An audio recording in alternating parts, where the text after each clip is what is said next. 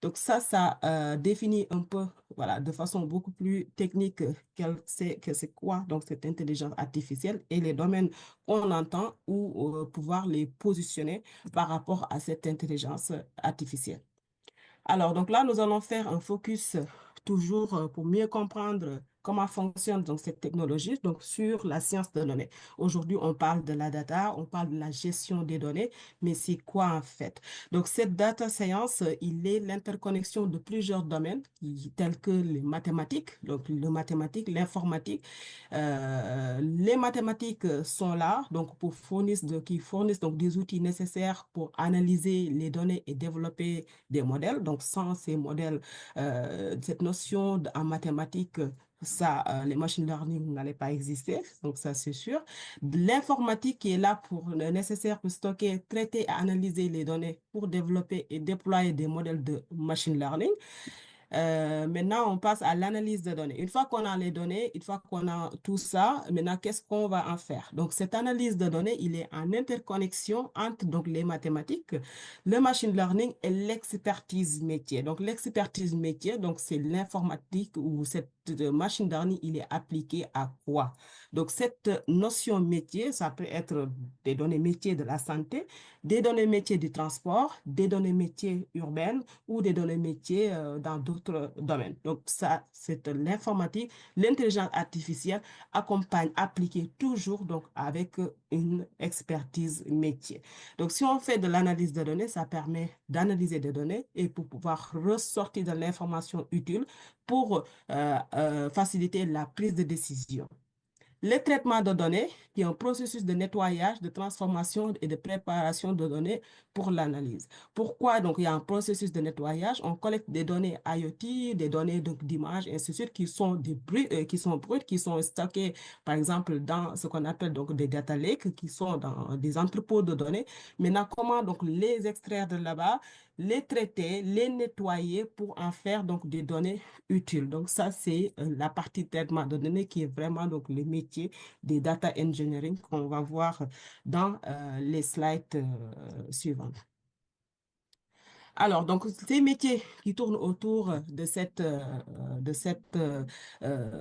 technologie de l'intelligence artificielle, donc comme je l'ai expliqué dans le slide précédent, donc le data scientist et le machine learning engineering. Donc, c'est le métier, c'est la personne, donc là où, voilà, le profil qui va s'occuper donc de mettre en place des modèles de machine learning pour faire de la prédiction, pour amener la prédiction, la prise de décision ou prédire la population sénégalaise donc dans quelques années, qui est vraiment qui permet d'anticiper les décisions et de voir l'évolution donc de cette chose donc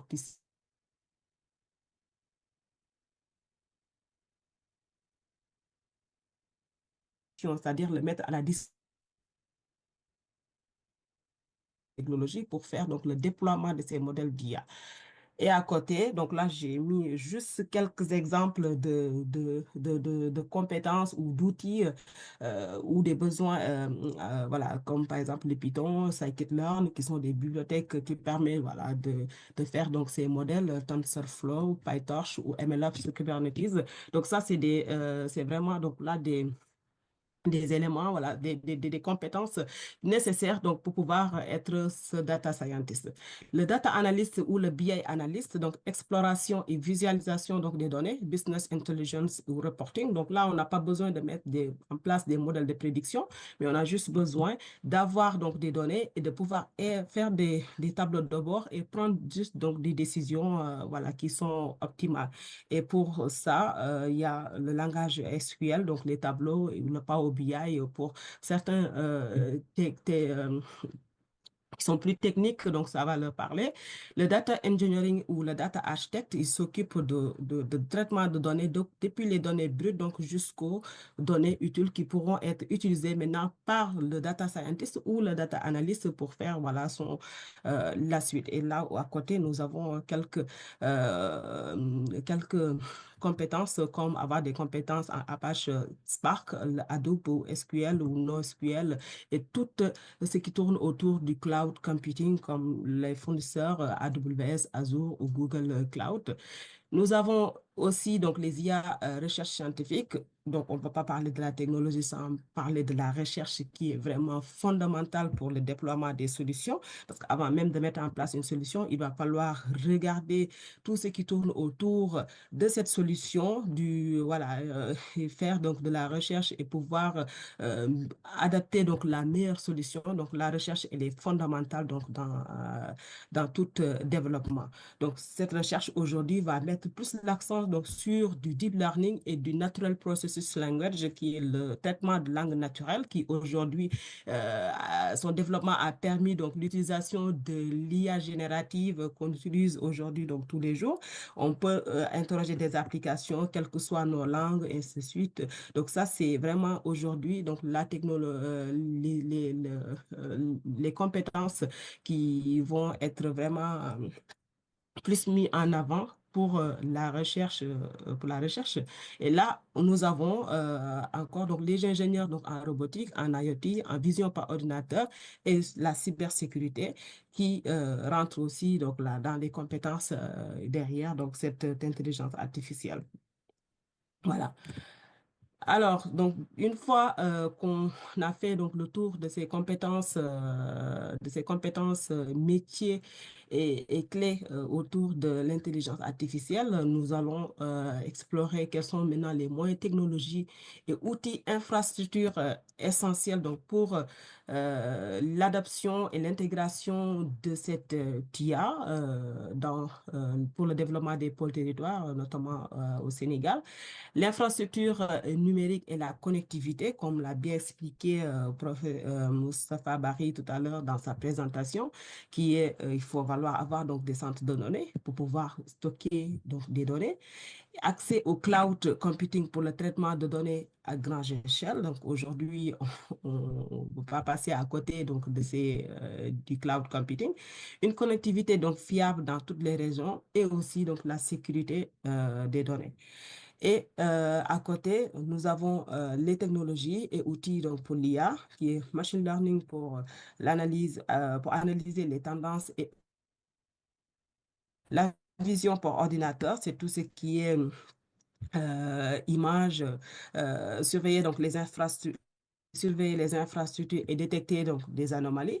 Le Natural Processes Language, ou le traitement de langue naturelle pour favoriser donc l'accessibilité numérique au langage local. Donc aujourd'hui, voilà, l'idée c'est d'avoir des solutions qui sont inclusives, qui sont inclusifs, accessibles surtout donc à tous, parce que si on parle de la souveraineté numérique, il va falloir que les citoyens doivent être au diapason. Et aujourd'hui, avec l'intelligence artificielle, la langue ne doit plus être une barrière pour accéder donc aux ressources, que ce soit dans le domaine de l'éducation ou à toute technologie qui permettrait à une personne de mieux faire son travail. Et voilà, donc là, la langue, et quel que soit donc, aussi donc, l'handicap de la personne, donc ça, c'est hyper important de prendre ça aussi en compte, même dans des solutions, même dans le cadre d'éducation, le fait de développer donc, des applications, il va falloir avoir des applications inclusives, jouer sous les couleurs pour permettre à quelle que soit donc, la personne, son handicap, que ça soit physique ou pas physique, de pouvoir avoir accès. Donc, quelle que soit la solution qu'on doit mettre en place, donc ça doit prendre en compte donc, cette dimension d'inclusivité. Nous avons donc le big data et d'IA prédictive pour améliorer l'allocation des ressources et anticiper donc les besoins. Donc ça toujours donc sur les moyens technologiques et outils infrastructures. Nous prenons l'exemple, nous allons faire focus sur l'exemple du tableau de bord IA pour un maire, pour pouvoir voir qu'est-ce qui rentre vraiment en jeu pour mettre en place donc ce tableau de bord. Donc du point de vue technologique, on aura besoin donc du cloud computing, de la vision par ordinateur, du machine learning, de big data analytique et des capteurs IoT. Donc ça, c'est du plan par rapport à la technologie, aux besoins technologiques pour pouvoir mettre en place cette solution. Si on regarde côté développement pour développer ça, donc là, on aura besoin donc, des ingénieurs en cybersécurité pour assurer la protection des données, des développeurs en full stack pour pouvoir gérer donc l'interface, voilà, tout ce qui est environnement qui va permettre à la personne de faire donc cette gestion, donc développer donc la solution que ça soit au milieu en front ou en back. Donc ça, c'est le rôle donc du développeur en full stack. Donc, l'ingénieur cloud, donc là, qui va s'assurer donc du déploiement de cette solution. Donc, le cloud, la solution donc va être mise à la disposition des utilisateurs et que ça soit accessible, par exemple, à tous les maires. Donc, ça, c'est tout le processus de déploiement de la solution qui est vraiment donc le rôle aussi de l'ingénieur cloud et de pouvoir réfléchir donc sur l'infrastructure qu'il faut mettre en place pour mettre en place cette solution. Et en termes de métier, on a parlé tout à l'heure que l'IA, on parle de l'intelligence artificielle appliquée au métier. Toujours, on a besoin d'une expertise métier. Par exemple, sur cet exemple, on a de la gestion urbaine, donc il y a l'urbaniste, donc on aura besoin donc des experts en urbaniste qui vont travailler en collaboration avec le data scientist, donc quel que soit, donc il a la partie technique, mais il a besoin d'avoir donc connaissance donc de cette expertise métier, de tout ce qui tourne autour de l'urbanisme pour pouvoir faciliter donc la collaboration et de mettre en place donc ces solutions et aussi donc des ingénieurs, des experts en smart city. Donc, si on regarde rien que cet exemple, donc ça fait intervenir plusieurs domaines.